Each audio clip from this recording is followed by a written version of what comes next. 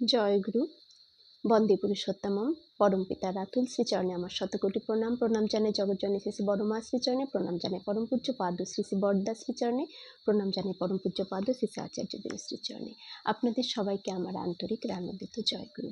সবার মঙ্গল প্রার্থনা করি প্রভুর রাতুল শ্রীপাদপদ্মে।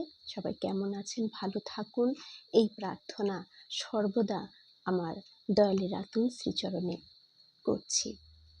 দেখুন, কত সূক্ষ্ম সূক্ষ্ম বিষয় যেগুলোকে আমরা পাত্তাই দিয়ে থাকি না।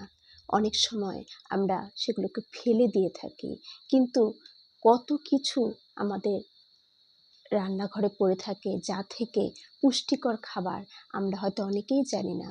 যে খাবারের কথা ঠাকুর আমাদের খেতে বলেছেন, যে রোজ সকালে যদি ইষ্টভৃতি করার পরে থানকুনি জল তো সেটা আছে, ওটা নয়, যে ইষ্টভৃতির পরে যদি পেট ভরে কিছু খাবার থাকে, এই জিনিসটা খেতে বললেন, যা খেলে ক্যান্সার পর্যন্ত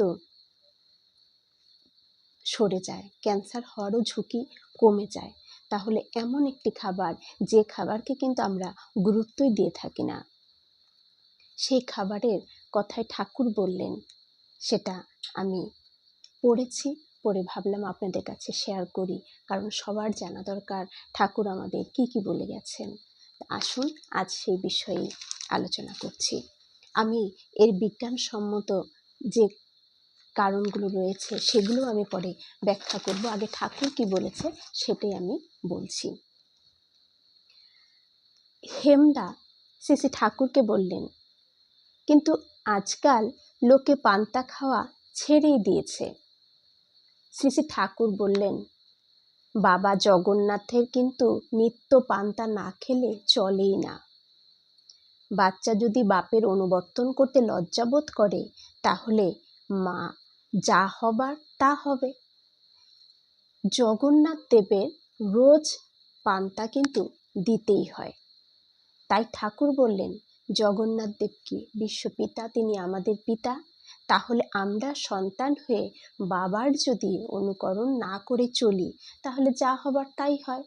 সংসারের পিতামাতা তার সন্তানদের যেভাবে চলার পথকে শেখাবে, যেভাবে চলতে বলবেন তার ভালোর জন্য, সেটা যদি তা না করে নিজের খেয়াল খুশি মতন চলে, তাহলে যা হবার তাই হয়। ঠাকুর তো বলেছেন যে ভালো ছাড়া মন্দ করলে পরিস্থিতি ছাড়বে না।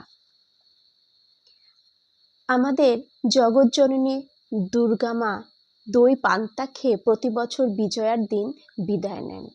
যে দুর্গা মা আমাদের শারদ উৎসব, সেই দুর্গা মাও কিন্তু যেদিন বিজয়া দশমীতে তিনি বিদায় নেন, তিনিও কিন্তু এই দই পান্তা খেয়েই বিদায় নিয়ে থাকেন। তাহলে পান্তার কতটা গুরুত্ব আমাদের জীবনে।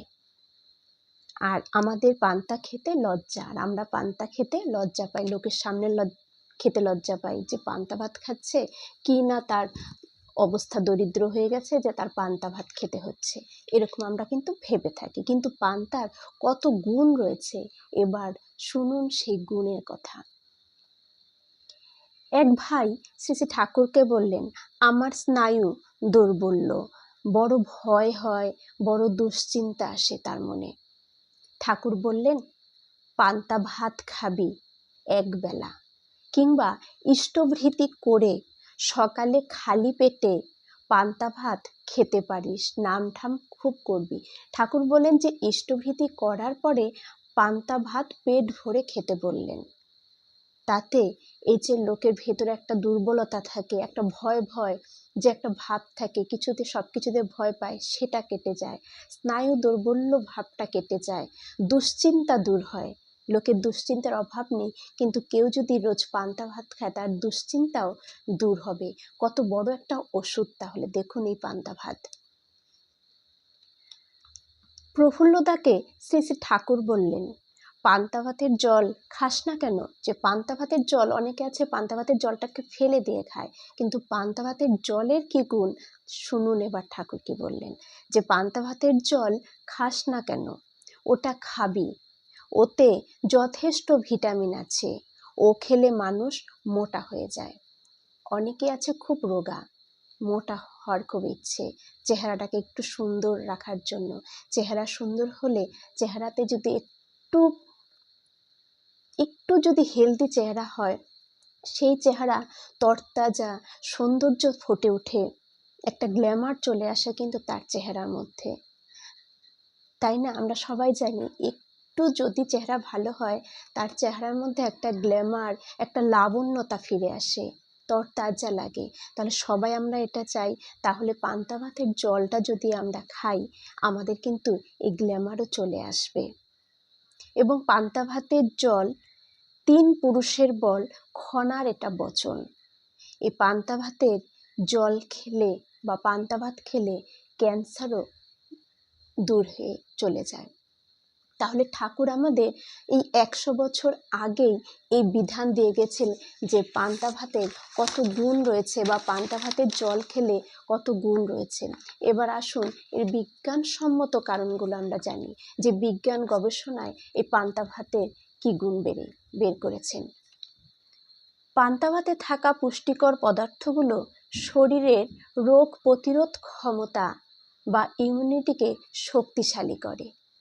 তাহলে যে পান্তা ভাতে থাকা যে পুষ্টিকর পদার্থগুলো হয়, সেগুলো আমাদের রোগ প্রতিরোধ ক্ষমতা বাড়িয়ে তোলে, ইমিউনিটিকে শক্তিশালী করে তোলে। রক্তে যে অক্সিজেনের মাত্রাটা বাড়ানোর জন্য পান্তা ভাত বিশেষ কার্যকরী। প্রচুর আয়রন রয়েছে, কিন্তু আমাদের আয়রনের অভাব হয়, রক্তের ঘাটতি হয়, মায়েদের তো খুব বেশি হয়। তাই কেউ যদি রোজ পান্তা ভাত খায় তাহলে আয়রনের ঘাটতিটা পূরণ হবে, কারণ প্রচুর পরিমাণে আয়রন রয়েছে কিন্তু পান্তা ভাতে। পান্তা ভাতে রয়েছে মেটাবোলাইটস, যা ক্যান্সার প্রতিরোধে সাহায্য করে। গবেষণায় জানা গেছে পান্তা ভাতে ল্যাকটিক অ্যাসিড ব্যাকটেরিয়া রয়েছে। গবেষণায় এটা জানা গেছে যে পান্তা ভাতের মধ্যে একটা ল্যাকটিক অ্যাসিড তৈরি হয়, যা স্বাস্থ্যের জন্য খুবই উপকারী। ঠাকুর বললেন না যে পান্তা ভাত খেলে তার মধ্যে একটা প্রচুর যে ব্যাকটেরিয়াটা তৈরি হয়, সেখান থেকে প্রচুর ভিটামিন, প্রোটিন আমরা পেয়ে থাকি। গবেষণাতেও কিন্তু সেটা পাওয়া গেছে যে ব্যাকটেরিয়া তৈরি হয় তা স্বাস্থ্যের জন্য খুব উপকারী। তাহলে পান্তা ভাতের গুণাগুণ আমরা জানতে পারলাম যে ঠাকুর ইষ্টভীতি করার পরে পেট ভরে আমাদেরকে পান্তা ভাত খেতে বলেছেন। পান্তা ভাত খাওয়ার ফলে কত গুণ, আমাদের কত কিছু থেকে আমরা রক্ষা পাবো। রক্তে অক্সিজেনের মাত্রা বাড়বে, যাদের আয়রন কম, রক্তের পরিমাণ কম, তাদের রক্তের পরিমাণটা বেড়ে যাবে, আয়রনের ঘাটতি পূরণ হবে, ক্যান্সার থেকে আমরা রক্ষা পাবো, প্রচুর ভিটামিন, প্রোটিন পাবো। যারা একদম রোগা তাদের চেহারায় একটা উজ্জ্বলতা বা একটা লাবণ্যতা ফিরে আসবে, চেহারাটা সুন্দর হয়ে উঠবে এই পান্তা ভাতের জল খেলে, পান্তা ভাত খেলে। তাহলে আমরা, গরমও পড়ে গেছে, আমরা কিন্তু এটা খেতে পারি সবাই, কারণ ঠাকুর যখন বলে গেছেন এটার পেছনে তো কোনো ক্ষতি নেই। আর যারা ঠাকুরকে অনেক সময় বিশ্বাস করেন আজকালকার ছেলে মেয়েরা, সেখানেও বিজ্ঞানও কিন্তু গবেষণায় এটা বের করেছেন। সবাই আমরা খাবো, ভালো থাকবো, সুস্থ থাকবো। জয় গুরু।